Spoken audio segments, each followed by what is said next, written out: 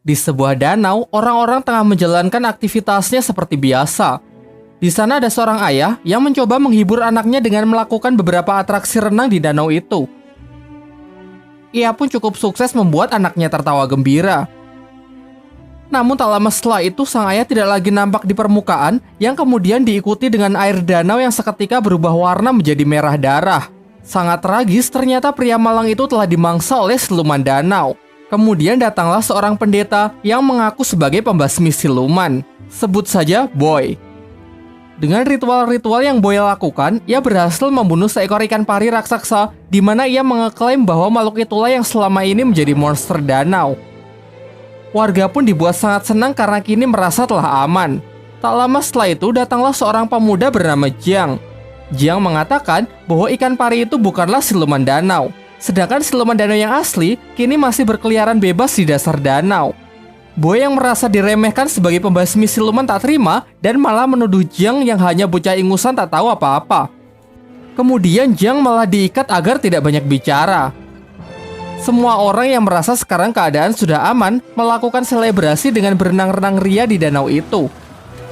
Tetapi naas karena ucapan Jiang ternyata terbukti. Ada makhluk buas yang mendekat, sayangnya Jiang yang diikat pun tak bisa bertindak dan tak ada orang yang peduli dengan peringatannya.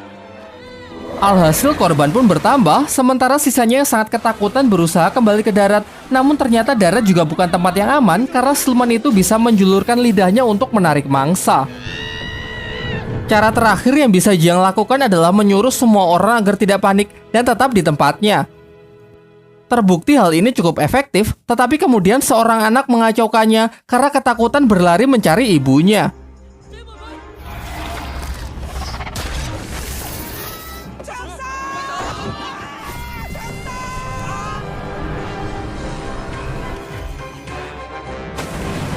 Sang ibu yang tidak bisa menerima kenyataan itu pun frustasi dan menjeburkan dirinya ke danau untuk menantang siluman itu. Disinilah akhirnya siluman itu menampakkan dirinya yang ternyata memiliki wujud yang sangat menyeramkan. Selanjutnya ada seorang bayi yang juga hendak jatuh ke danau. Beruntung Jiang yang telah berhasil terlepas datang menyelamatkannya. Jembatan mereka pun patah yang secara kebetulan memerangkap siluman ikan itu. Bersama Boy, Jiang memanfaatkan kesempatan ini untuk melemparkan ikan itu ke darat. Tetapi karena perbedaan berat yang lumayan jauh, mereka pun kesulitan melakukan hal itu. Para warga yang berusaha membantunya pun juga sia-sia. Kocaknya lalu datang seorang wanita gemuk yang berhasil melontarkan siluman itu ke darat. Siluman yang kehabisan waktu melemah sehingga berubah ke wujud semula yang menyerupai manusia. Warga yang emosi berniat menghakimi siluman itu dengan berbagai senjata. Namun Jiang menghentikannya dan memohon agar diberi kesempatan untuk menyelesaikan tugasnya ini sebagai pembasmi siluman profesional. Lantas ia pun segera membuat persiapan dengan mengeluarkan senjata andalannya yang ternyata hanya sebuah buku kumpulan lagu anak-anak. Dengan ritual ini harapannya ia bisa memberikan siluman itu pencerahan. Tetapi aksi kocaknya ini tidak menghasilkan apa-apa, justru siluman itu malah emosi dan berbalik menyerangnya. Tiba-tiba datanglah seorang pembasmi siluman wanita bernama Duan yang menghentikan siluman itu, menghajarnya dan menyegelnya di sebuah kantong ajaibnya. Lalu ia menemui Jiang untuk memastikan apakah dia juga benar-benar seorang pembasmi siluman. Jiang berusaha meyakinkannya dengan menunjukkan buku ritualnya yang ia percayai dengan kumpulan lagu anak-anak itu bisa membuat siluman menjadi baik. Jiang yang merasa sedih dan kecewa pergi menemui gurunya untuk menceritakan kegagalannya hari ini. Sang guru lalu menjelaskan bahwa siluman sungai yang baru saja ia hadapi dulunya adalah seorang manusia yang baik. Pada suatu hari ia menyelamatkan seorang anak di sungai, tetapi warga salah sangka dengan mengiranya adalah seorang penculik. Lantas mereka pun membunuhnya dan membuang jasadnya ke sungai sebagai makanan ikan. Tumbuh kebencian yang sangat besar di dalam jiwanya sehingga ia berubah menjadi siluman untuk menuntut balas. Di sini Jiang mulai ragu dengan kemanjuran buku lagu anak yang diajarkan oleh gurunya itu. Bukankah lebih efektif jika ia membasmi siluman itu seperti pembasmi siluman yang lain? Sang guru lalu menjawabnya bahwa membunuh bukanlah cara yang baik. Menghilangkan sifat jahat dan memelihara kebaikan adalah cara terbaik yang bisa dilakukan. Lalu ia juga kembali menyemangati Jiang yang terlihat telah frustasi. Di tempat lain, dua orang remaja datang ke sebuah restoran di tengah hutan. Di sana mereka disambut ramah oleh pelayan yang menunjukkan menu makanan, yaitu puluhan daging babi panggang. Sebagai langkah akhir, si pelayan mempertemukan mereka dengan bosnya, seorang pria glowing yang mempesona. Sampai pria itu membuka mulutnya yang ternyata sangat mengerikan. Mencoba melarikan diri, di sana mereka baru sadar kalau ternyata puluhan babi panggang itu perutnya berisi jasad manusia. Beberapa lama setelahnya, Jiang juga mendatangi restoran itu. Di dalam, ia melihat para pengunjung lain yang sangat menikmati makanannya. Namun bagaimanapun juga ia ini adalah seorang pembasmi siluman. Dengan mata batinnya, ia dapat melihat mayat-mayat yang berserakan di tempat itu. Ketika ditunjukkan menu babi panggang, dengan jelas ia melihat perut-perut babi itu dipenuhi oleh daging manusia. Kemudian Jiang memberitahu pelayan itu kalau dia ini adalah pembasmi siluman. Sampai pada akhirnya Jiang mengakhiri sandiwara itu dengan memukulnya. Tetapi nyatanya ia belum cukup kuat untuk bisa mengalahkannya. Beruntung Duang, si pembasmi siluman wanita sebelumnya datang untuk mengambil alih pertarungan. Dengan mudah ia dapat menghajar siluman-siluman itu dengan sangat brutal. Meskipun kalah jumlah, ia jauh lebih unggul dengan menggunakan gelang-gelangnya sebagai senjata untuk menghancurkan para siluman itu. Ternyata siluman-siluman itu hanyalah pemanasan. Sekarang tibalah akhirnya ia berhadapan dengan sang bos yang mampu mengimbanginya. Beberapa kali terkena serangan membuat siluman itu menampakkan wujud aslinya yang ternyata adalah jelmaan dari siluman babi hutan. Siluman ini pun tak mau kalah, ia pun mengeluarkan senjata andalannya yang mampu melukai Duan. Begitu ada kesempatan, Duan langsung menyuruh Jiang untuk membantunya dengan mencium siluman babi itu.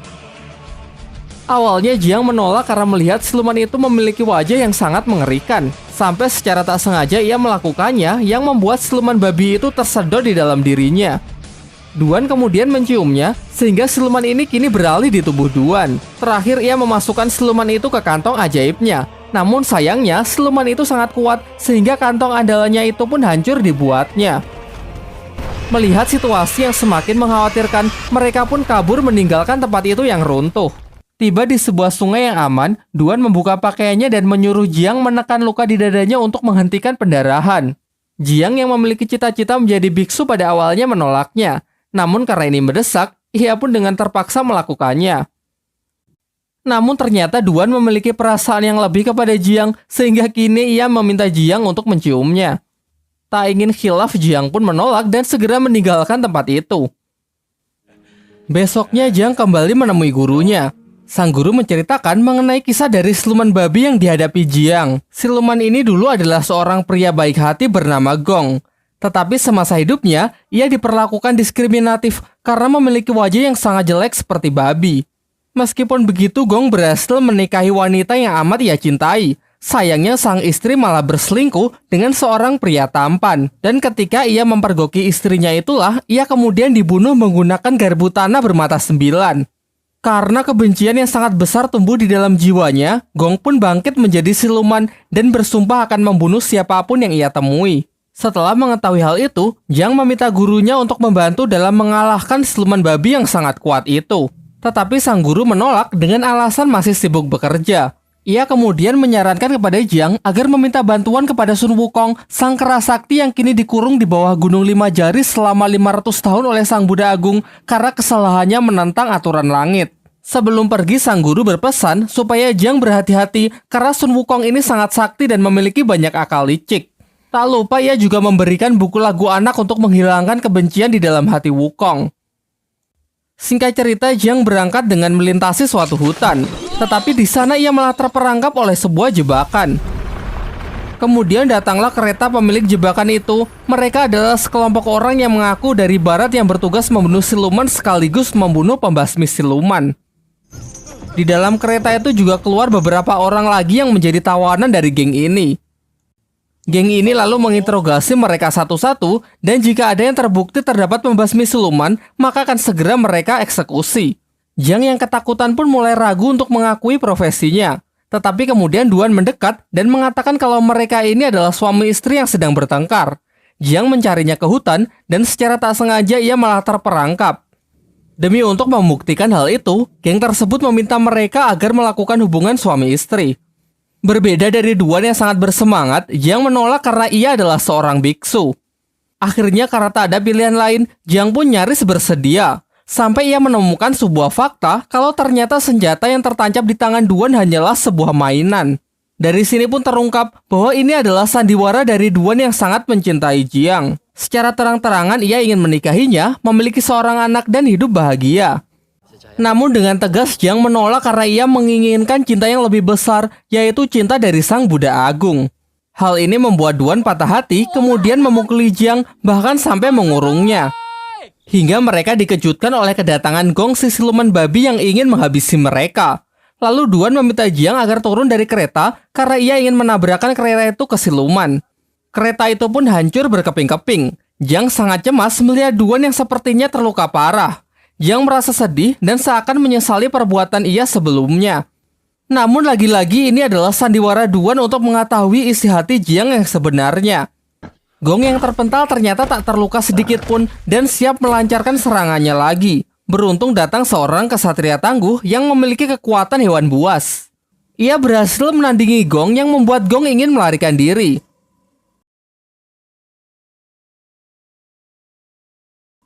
Nampaknya mereka berdua ini tidak saling menyukai satu sama lain. Datang lagi kesatria pedang yang menyemarakan perselisihan mereka. Meskipun ketiganya adalah pembasmi siluman yang sangat sakti, tetapi mereka memiliki sikap sombong yang hanya mementingkan popularitas semata. Jiang yang merasa muak berniat pergi melanjutkan perjalanan. Kemudian Duan meminta agar diizinkan menemaninya, tetapi dengan tegas Jiang menolak dan malah menyalahkan Duan karena sudah menghambat perjalanannya. Duan yang merasa emosi merobek-robek buku lagu anak milik Jiang dan kemudian memukulinya. Tetapi itu tak mengubah sedikitpun pendiriannya sehingga ia tetap pergi. Singkat cerita, setelah melalui perjalanan yang lumayan sulit, tibalah Jiang di Gunung Lima Jari. Ia sangat yakin karena di sana terdapat patung Buddha Agung yang seperti dijelaskan oleh gurunya. Lalu dengan susah payah ia pun memanjat tebing yang curam itu hingga tiba di puncak. Suatu tempat indah yang dipenuhi oleh bunga teratai. Dari sekian banyaknya bunga, hanya satu yang memiliki warna berbeda dan dugaannya tepat bahwa ternyata itu adalah tempat di mana Sun Wukong dikurung. Berbeda dengan apa yang digambarkan gurunya, di sini Wukong bersikap sangat ramah kepada Jiang. Ia mengatakan kalau kebencian di dalam hatinya sudah lama hilang dan hanya menyisakan kebaikan dan keindahan. Lalu dengan senang hati ia ingin membantu Jiang dalam menjinakkan siluman babi. Ia menyuruh Jiang untuk mengambil sebuah jimat di tempat itu yang dikenal sebagai mantra api suci. Dengan benda itu, ia dapat menjinakkan siluman babi.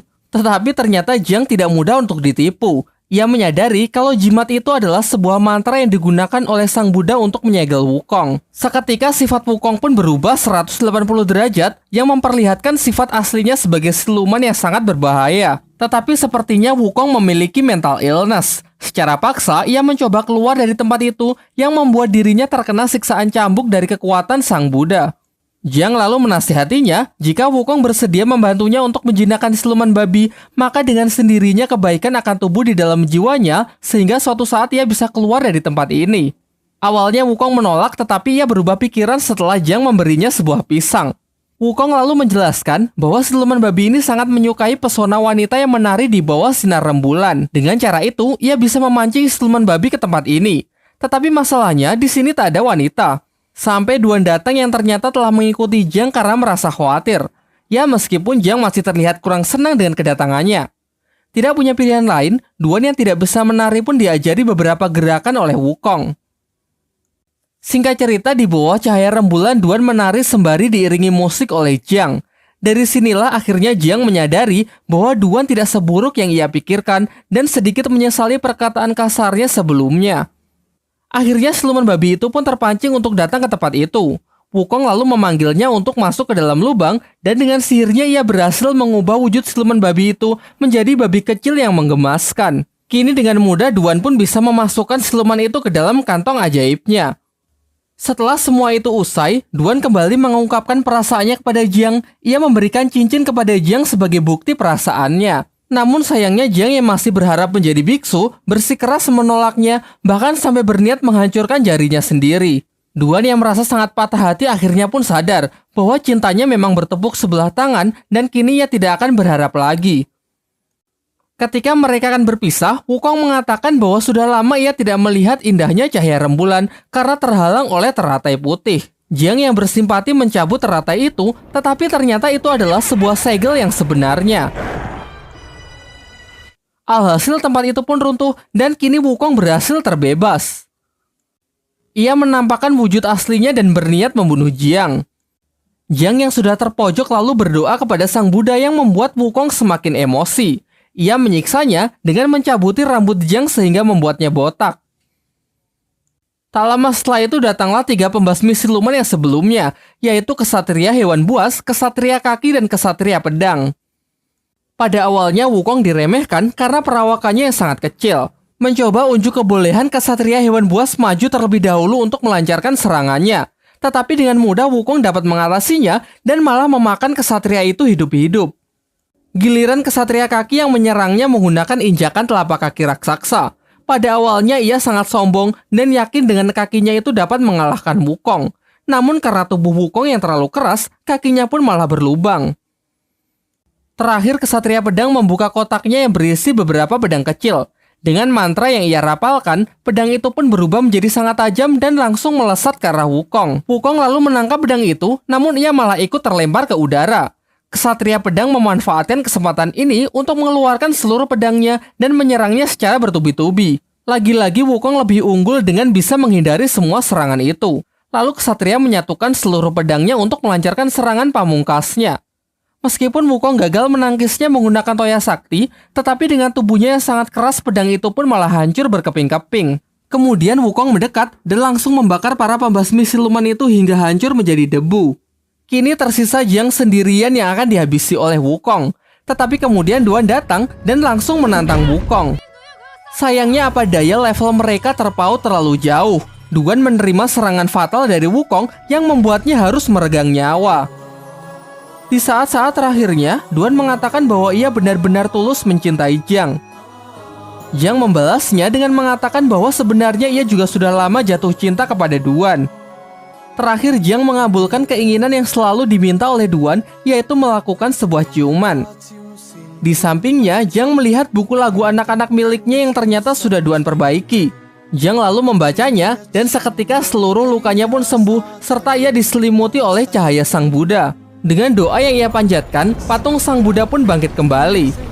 Tetapi Wukong yang sangat emosi segera menghancurkan patung itu dengan hanya sekali pukulan.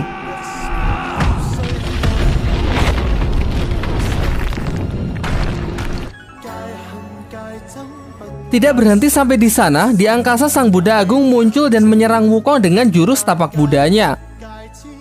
Wukong mencoba menahan sekuat tenaga hingga berubah ke wujud kera raksasanya. Tetapi nampaknya meskipun ia keras sakti sangat mustahil menahan serangan sekuat itu.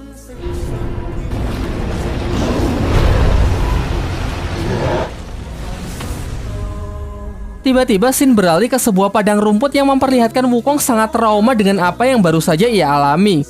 Kemudian Jiang datang untuk menenangkannya sekaligus mengangkatnya sebagai murid. Serta ia memberikan gelang peninggalan Duan yang ia rubah menjadi sebuah mahkota. Singkat cerita, Guru Jiang memberikan sebuah tugas agar Jiang melakukan perjalanan spiritual untuk mengambil kitab suci di wilayah barat demi membebaskan umat manusia dari penderitaan. Namun karena perjalanan itu sangat berbahaya, dipenuhi rintangan dan hambatan sehingga Jiang harus ditemani oleh 3 muridnya, yaitu siluman ikan, Wukong, dan siluman babi. Tamat.